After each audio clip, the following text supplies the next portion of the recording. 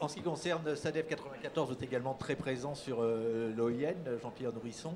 Tout à fait. Ce projet représente quoi par rapport au reste des activités que vous avez sur l'OIN? Alors écoutez, SADEF 94, donc c'est la société d'aménagement du département et des villes du Val-de-Marne, et donc maintenant une longue histoire sur le territoire du Val-de-Marne. Je dirais, nous allons travailler dans la quasi-totalité des villes qui composent l'établissement public. Et moi, j'ai envie de dire, la création de la grande opération d'urbanisme d'intérêt national a été une chance pour le territoire. Parce que je pense que c'est le regroupement des énergies autour d'un territoire qui a du potentiel et qui mérite l'attention de l'ensemble des pouvoirs publics. D'ailleurs, à cet égard, j'ouvre une parenthèse, je pense qu'une démarche de ce type qui associe réellement les collectivités territoriales avec l'État à l'échelle de la métropole francilienne aurait sans doute été plus pertinente que le projet dont a parlé le député maire d'Ivry tout à l'heure sur le Grand Paris. Je ferme la parenthèse. Et donc, une grande chance parce qu'il y a là le moyen de définir des grands axes de développement, des grandes stratégies à l'échelle d'un territoire qui a une vraie pertinence d'aménagement à l'échelle métropolitaine. Après, une fois que ces stratégies sont définies, et c'est le rôle de l'EPORSA et de son conseil d'administration, je pense que la question de l'opérateur, de l'aménageur qui intervient sur le territoire est une toute autre question.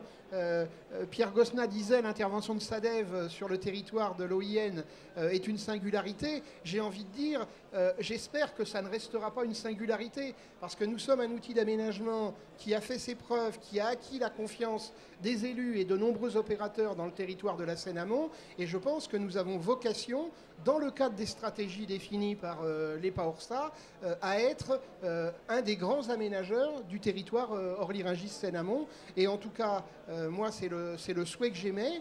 Il ne s'agit pas de concurrence, il s'agit de ne pas priver pour l'avenir le territoire Orly-Rungis-Seine-Amont de la compétence qu'a su développer SADEV sur l'ensemble du territoire depuis plus de 20 ans.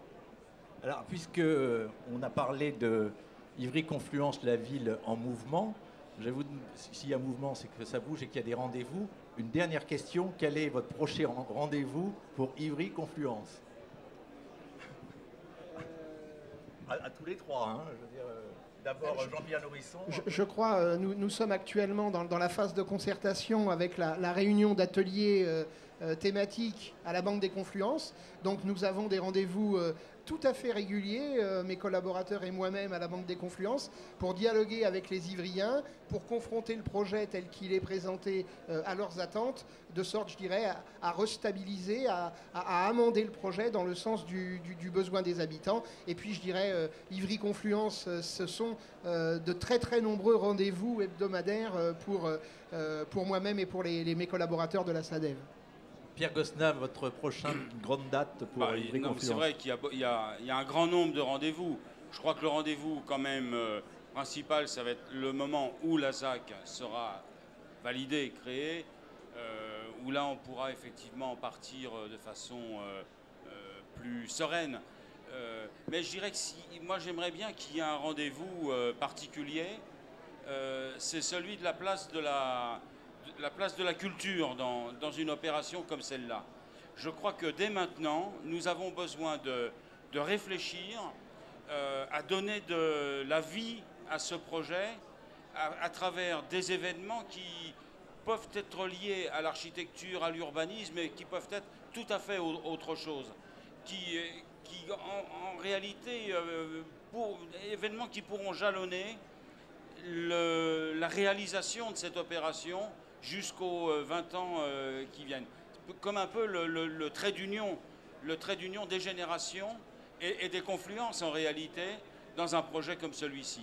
Je crois que moi j'aimerais bien qu'au moment où, là, dans les 2010, on se dise quel grand événement culturel on va créer dans cette affaire-là. Bruno Fortier, le grand événement. Il ne faut pas que je répète la même chose, donc ça me semble non, mais vous avez parlé sur le plan évident. Architecture et urbanisme. Non, je ne vais pas parler d'architecture. Moi, il me semble qu'il n'y a pas contradiction nécessaire entre le projet du grand métro et les projets qui doivent desservir ces sites. Il y a plutôt un problème de sous-dimensionnement financier des deux cumulés qui n'est pas résolu. Mais moi, il me semble que les prochains rendez-vous, puisque la SNCF va venir plus vite à Ivry, etc., c'est par exemple de parler immédiatement de la gare avec eux, d'éléments très concrets comme ça, qui nous permettent d'installer le projet. Le métro en est un autre, et pourquoi pas reparler avec Christian Blanc, qui était ouvert à ces questions-là. Voilà.